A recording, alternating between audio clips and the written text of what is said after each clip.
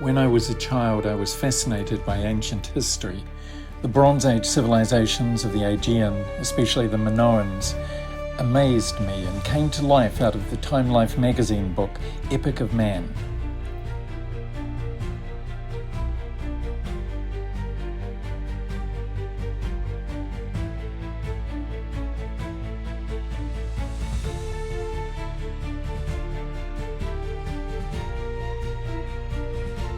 But it was 50 years before I visited the ancient sites in reality.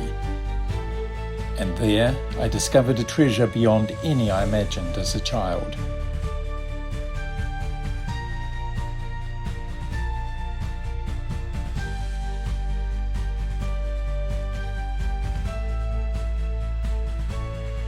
So Kare, you're a priestess at Paphos in Cyprus.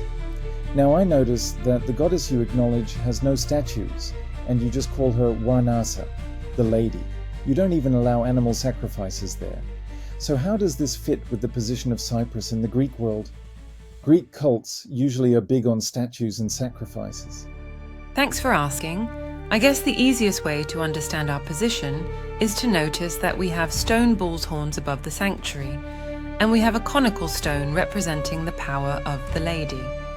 This is identical to the sanctuaries of the Keftiu in what you call Crete.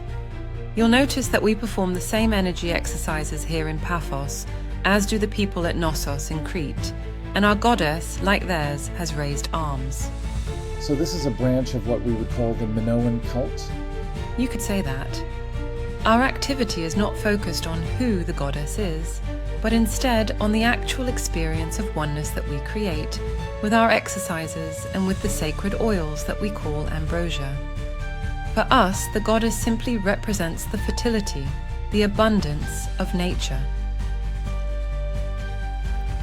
One of the most important breakthroughs in understanding the nature of the ancient goddess-centered civilizations of the Aegean, of ancient Britain, and in fact of all Europe before the patriarchal Indo-European invasions, was the work of Lithuanian archaeologist Marija Gimbutas, work that was almost ridiculed in the 1980s, but was vindicated by genetic studies in the early 21st century. The lack of weapons, the lack of fortifications of the hill forts, for instance.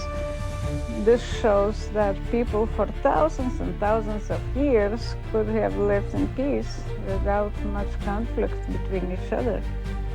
And the other thing is that the egalitarianism between the sexes existed, and that is visible especially from grave goods and burial rites.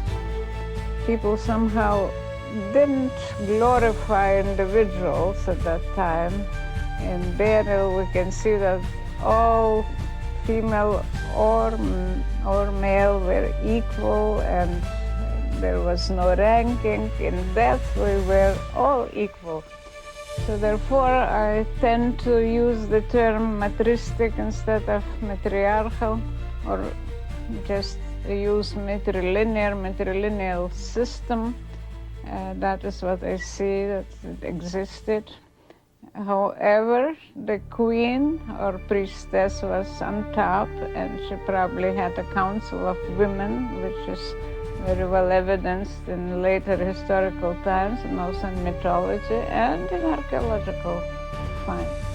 Then, in 2021, David Wengrow and David Graeber published The Dawn of Everything, showing their collection of evidence that the entire history of our species was largely the history of equalitarian and peaceful civilizations, including some of the most advanced of those earlier civilizations that had previously been imagined as simply part of the history of the warrior cults that we are familiar with. case, actually, it turns out that for many centuries or even thousands of years, we have evidence now of really large-scale, densely populated societies which lived in cities that were essentially decentralized in terms of their decision-making processes.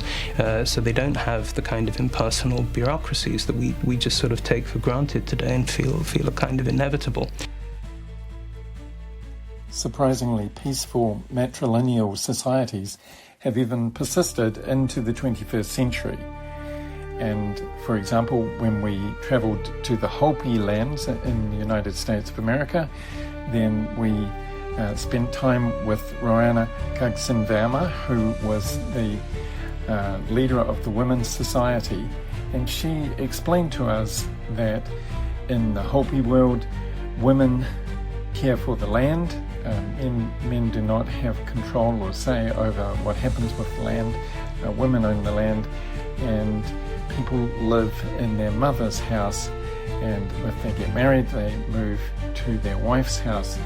So that is a matrilocal and matrilineal culture that is still existing in modern times. The word Hopi means peaceful, emphasizing that connection. We all belong to our mother's clan family. As we're born into society, we automatically leap from our mother's role, passed on down to our generations, our children. My name is Ragana, and my Hopi name is Balakwaimana, and that represents the red-tailed hawk girl. Accordingly to me, I've taught my children and my grandkids the traditional way of growing up. I've involved my children through a lot of the active society to teach them by the heart. We pray early in the morning to the sunrise, and we pray to the sunset. So that's what I do every morning. Not only for myself, I pray for all the people that are in this world. So when you come to Hopi land, you come into magic land.